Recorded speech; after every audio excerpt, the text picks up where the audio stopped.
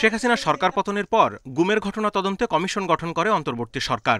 কমিশনের প্রতিবেদন অনুযায়ী ২০০৯ থেকে ২০২৪-এর আগস্ট পর্যন্ত আওয়ামী লীগের ১৫ বছরের শাসনে গুমের শিকার হয় ৭৫৮ জন। এর মধ্যে এখনও নিখোঁজ ২০৪ জন। গুমের শিকার এসব ব্যক্তি ও তাদের স্বজনরা গত কয়েক মাস ধরে অভিযোগ দায়ের করছেন আন্তর্জাতিক অপরাধ ট্রাইব্যুনালে। সোমবার আসামিদের মধ্যে শীর্ষ ১১ জনের বিরুদ্ধে গ্রেপ্তারি পরোয়ানার আবেদন করে প্রসিকিউশন। মামলার পরবর্তী শুনানি ১২ ফেব্রুয়ারি। গ্রেপ্তার দেখানোর জন্য আবেদন জানিয়েছিলাম। এর মধ্যে সাবেক প্রধানমন্ত্রী শেখ হাসিনা, তার তদানীন্তন নিরাপত্তা উপদেষ্টা তারিক সিদ্দিকী, তদানীন্তন আইজিপি বেনজির আহমেদ আদালত সেই গ্রেপ্তারি পরোয়ানা জারি করেছেন এবং এদের মধ্যে একজন মেজর জেনারেল বরখাস্তকৃত জিয়াউল আহসান, যিনি কারাগারে আটক আছেন, তাকে প্রোডাকশনের জন্য আদেশ দিয়েছেন। আদালতে প্রসিকিউশন জানায়, আওয়ামী লীগ সরকার শত শত মানুষকে গুম করে আয়নাঘরে আটকে রেখে অমানবিক নির্যাতন চালায়। তাদের গুম করার জন্য পুলিশ ও গোয়েন্দা কর্মকর্তাদের বিদেশ মিশনে পাঠানো, প্রমোশন দেওয়া সহ নানা প্রলোভন দেখাতো। এই জাতি, এই সরকারের কাছে যে সবচেয়ে বড় প্রত্যাশা, সেটা হচ্ছে এই সমস্ত ঘৃণ্য মানবতা বিরোধী অপরাধের বিচার করা। এবং আমরা বলেছি ২০২৫ সালটাই হবে বিচারের বছর। এই অপরাধের সাথে যারাই জড়িত থাকুক, তারা কেউ রাষ্ট্রের চেয়ে বড় না, কেউই আইনের ঊর্ধ্বে নয়। সুতরাং আমরা বলেছি, আমরা খুঁজছি অপরাধ, আমরা খুঁজছি অপরাধী। আমরা দেখব না কে কত বড়, কে কোথায় চাকরি করেন, কার কি পজিশন। এবার গুমের ঘটনার সুষ্ঠু তদন্তের মাধ্যমে জড়িতদের বিচার নিশ্চিত হবে বলে আশা ভুক্তভোগী ও স্বজনদের। আইন প্রয়োগকারী সংস্থা ধরে নিয়ে গেছে, পুলিশ বলেন, র্যাব বলেন, ডিজিএফআই বলেন, আইন প্রয়োগকারী সংস্থারা ছিল, সাদা পোশাকে ছিল, এবং তাদেরকে যেন স্পেসিফিক্যালি আইডেন্টিফাই করা হয়। শেখ হাসিনা কতটা পৈশাচিক ছিল আমরা এখন বুঝতে পারতেছি। এখন যারা এই কাজ করেছে তারাও আমার সাথে কথা বলেছে। আন্তর্জাতিক অপরাধ ট্রাইব্যুনালের সংশোধিত আইনে সম্প্রতি গুমের অপরাধকে বিচারের আওতায় আনা হয়েছে। Zahidul Bashar, Independent News, Dhaka. সরকারি চাকরিতে কোটা বৈষম্যের বিরুদ্ধে আন্দোলন যখন তুঙ্গে, তখন পুলিশের বন্দুকের সামনে বুক পেতে দিয়েছিলেন রংপুরের বেগম রোকেয়া বিশ্ববিদ্যালয়ের ছাত্র আবু সাইদ। তিনি শহীদ হওয়ার পরে তীব্র আন্দোলনের মুখে দেশ ছেড়ে ভারতে পালিয়ে যান পতিত সরকারের প্রধানমন্ত্রী শেখ হাসিনা। স্বৈরাচার সরকার পতনের অবিস্মরণীয় ঘটনা নিয়ে নবম দশম শ্রেণীর ইংরেজি বইয়ে গ্রাফিতি শিরোনামে এক অধ্যায়ে বলা হয়, ২০২৪ সালের ১৭ জুলাই রংপুরে পুলিশের গুলিতে আবু সাইদ শহীদ হন। সঠিক তথ্য হচ্ছে, আবু সাইদ ১৬ জুলাই শহীদ হন। এছাড়া প্রাথমিকের প্রথম, দ্বিতীয় ও তৃতীয় শ্রেণীর আমার বাংলা বইয়ের শেষ পৃষ্ঠায় দেয়া হয়েছে জাতীয় সঙ্গীত ও জাতীয় পতাকার ছবি। এ নিয়ে চলছে নানা সমালোচনা। শিক্ষা গবেষকরা বলছেন, জাতীয় পতাকা বইয়ের পেছনের পৃষ্ঠায় এনে অহেতুক সমালোচনা তৈরি করা হয়েছে। এর পেছনে অন্য কোনো উদ্দেশ্য আছে কিনা তা খুঁজে বের করতে হবে। সেই সঙ্গে বইয়ের পরিমার্জন ও সংশোধনেও মনোযোগের ঘাটতি দেখছেন তারা। স্বৈরাচার পালিয়ে গেছে সেটা ঠিক আছে, প্যাসিস্ট পালিয়েছে সেটা ঠিক আছে, কিন্তু প্যাসিস্টে যে যারা দোসর আছে, দোসররা তো সব জায়গায় রয়েছে এবং তারা দেশকে অস্থিতিশীল করার জন্য এগুলো তো আমরা ঘটনার পরম্পরা যদি আমরা একটু বিশ্লেষণ করি তাহলে খুব সহজে বোঝা যাবে। জাতীয় শিক্ষাক্রম ও পাঠ্যপুস্তক বোর্ড বলছে, পাঠ্য বইয়ে যেসব ভুল আছে সেগুলো সব চিহ্নিত করে দ্রুতই সংশোধনী দেয়া হবে। পরিমার্জন করার জন্য বিভিন্ন বিষয়ের জন্য কমিটি করে দেওয়া হয়েছিল। তারা এই বিষয়টি নিয়ে পর্যালোচনা করে এই পরিমার্জনগুলি করেছেন। এই বিষয়টা নিয়ে যে আলোচনা হচ্ছে, সেই আলোচনার ক্ষেত্রে সবচেয়ে ভালো জবাব দিতে পারবেন যারা পরিমার্জন করেছেন। পঞ্চম শ্রেণীর বাংলা বইয়ে আমরা তোমাদের ভুলব না নামের প্রবন্ধে জুলাই আন্দোলনে শহীদ নাফিসা হোসেনের নাম নাহিয়ান ছাপা হয়েছে, যদিও অনলাইন সংস্করণে তা এরই মধ্যে ঠিক করা হয়েছে। নূরে আলম, ইন্ডিপেন্ডেন্ট নিউজ, ঢাকা। রিফাইনারির মালিক বা এজেন্ট না হলে বাংলাদেশ পেট্রোলিয়াম কর্পোরেশনকে জ্বালানি তেল সরবরাহ করা যাবে না, এমন শর্ত শিথিল করেছে অন্তর্বর্তী সরকার। ৩ বছরে কমপক্ষে $৩০০ কোটি তেল বিক্রির অভিজ্ঞতা থাকলেই সরবরাহের উপযুক্ত হবে যে কোনো প্রতিষ্ঠান। এ সিদ্ধান্তের ফলে দরপত্রে বাড়তি সাড়া পেয়েছে বিপিসি। আগামী ৬ মাসে প্রায় ২৬ লাখ টন জ্বালানি তেল প্রয়োজন হবে, যা G2G চুক্তি এবং খোলাবাজার থেকে উন্মুক্ত দরপত্রে কেনা হবে। দুক্ষেত্রেই আমদানি চুক্তিতে প্রিমিয়াম খরচ কমেছে ব্যারেল প্রতি $৩.৫ পর্যন্ত, যার মধ্যে আছে তেল পরিবহনের জাহাজ ভাড়া, ইন্স্যুরেন্স ও আনুষঙ্গিক ব্যয়। সবার জন্য একটা মেসেজ ছিল যে এবার ফ্রি, ফেয়ার এবং ট্রান্সপারেন্ট ওয়েতে এভরিথিং ইজ গোয়িং অন।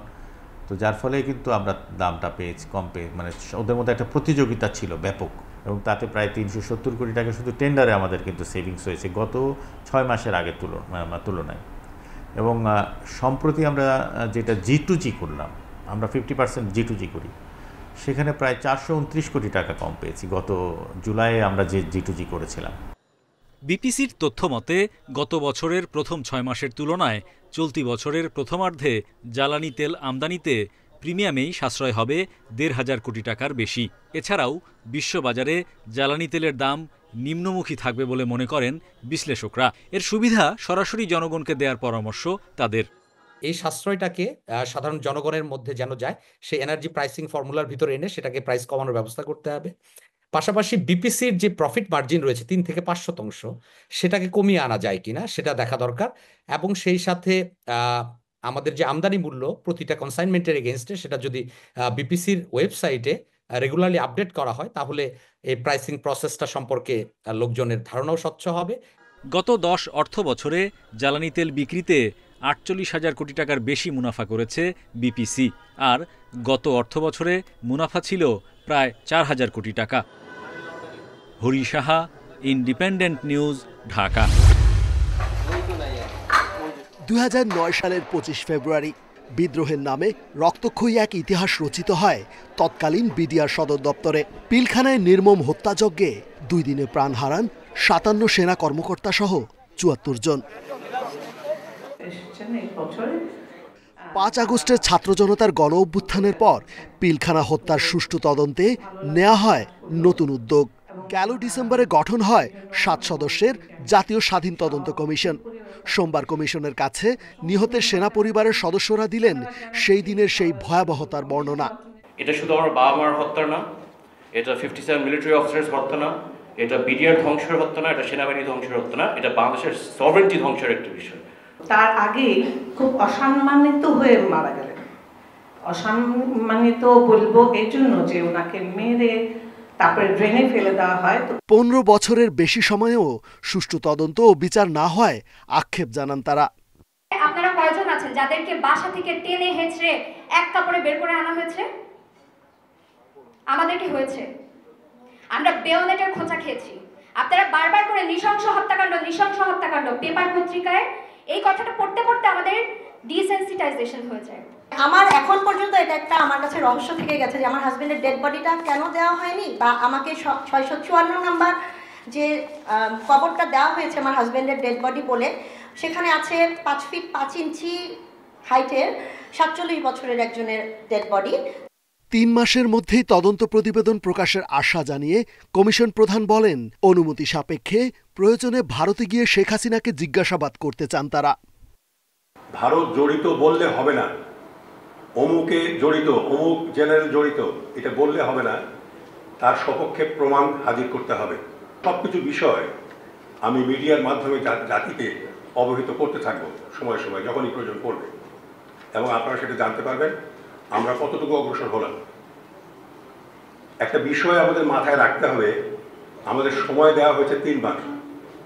আমি চাইব 3 মাসের মধ্যেই যেন এই তদন্ত শেষ হয়ে যায়। বিডিআর হত্যাকাণ্ডে ভারতের জড়িত থাকার বিষয়ে প্রমাণ জমা দেওয়ার আহ্বান জানান তিনি। ছোট বড় সব তথ্যই গুরুত্ব দিয়ে বিবেচনা করার কথা জানায় জাতীয় স্বাধীন তদন্ত কমিশন। একটা অনুরোধ আছে, সে বিষয়গুলির জন্য। রেজওয়ানুল হক, ইন্ডিপেন্ডেন্ট নিউজ, ঢাকা। দুর্যোগের ঘন ঘটা তার শ্যামল প্রান্তরে আজ রক্তের আলপনা। অভিনয় জীবন শুরু হয়েছিল মঞ্চ থেকে। 1970 সালে ঋত্বিক ঘটকের নির্দেশনায় জলছবি দিয়ে তার বড় পর্দায় অভিষেক। নিজেদের কথা বলুন রাজা, নিজেদের কথা ভাবুন। অভিনয়ের মুন্সিয়ানায় জীবন সংগ্রাম ও মানবিক অনুভূতিগুলো নিখুঁতভাবে ফুটিয়ে তুলতেন প্রবীর মিত্র। অভিনয় সবার নজর কাড়ার পর আর পেছনে ফিরে তাকাতে হয়নি। তিতাস একটি নদীর নাম, সীমারেখা, লাঠিয়াল, মায়ামৃগ সহ 400-রও বেশি চলচ্চিত্রে অভিনয় করেছেন, যার বেশিরভাগই ছিল ব্যবসা সফল। সোমবার দুপুরে কফিন বন্দী হয়ে প্রিয় কর্মস্থল এফডিসিতে এলেন প্রবীর মিত্র। শ্রদ্ধা নিবেদন দিতে আসেন দীর্ঘদিনের সহকর্মীরা। প্রবীরদা আসলে পরবর্তী সময় কিন্তু একটুখানি আড়ালে থাকার চেষ্টা করছেন, আমি যেটা জানি আর কি, কারণ আমি নিজেও কিন্তু অনেক খোঁজাখুঁজি করেও কিন্তু তার ঠিকানা কিন্তু এরকম। উনি কাউকেই কখনো তুমি করে বলতেন না, উনি সবাইকে আপনি করে বলতেন। প্রোডাকশন বয়কে বলতেন আমাকে একটা চা দিবেন, এমন এই একটা লোক যাকে নিয়ে মনে হয় কেউ একটা কটু কথা লিখতে পারে নাই। মাঝে মাঝে বলতাম দাদা আবার কন্ট্রোলটা দিয়ে যান। উনি ঢাকায় ল্যাঙ্গুয়েজে কথা বলতে পছন্দ করতো, তাহলে এমনি কি হয়েছে নাকি, চেষ্টা করেন, সাধনা করেন, আপনার কণ্ঠবি এরকম হয়ে যাবে। শ্রদ্ধা নিবেদন শেষে শিল্পীর ছেলে জানান, দেশের চলচ্চিত্র উন্নয়নে বেশ কিছু পরিকল্পনা ছিল তার বাবার। দেশের চিত্রপুরীর আমূল পরিবর্তন চেয়েছিলেন প্রবীর। সিনিয়র একজন শিল্পী হিসাবে উনি এই বিষয়ে একটা ইনিশিয়েটিভ নেবেন বলে উনি আশা করেছিলেন, কিন্তু যেটা এখন আর সম্ভব হচ্ছে না। তবে আমি আশা করব এখন যারা আছেন বর্তমানে কলাকুশলী যারা আছেন তারা এই জিনিসটাকে নিয়ে আগে নিয়ে যাবেন। এফডিসি প্রাঙ্গণে বাদ জোহর প্রবীর মিত্রের জানাজা অনুষ্ঠিত হয়। চ্যানেল আয়ে দ্বিতীয় জানাজা শেষে আজিমপুর কবরস্থানে চিরনিদ্রায় শায়িত হন তিনি। Shahriar Anirban, independent News, Dhaka.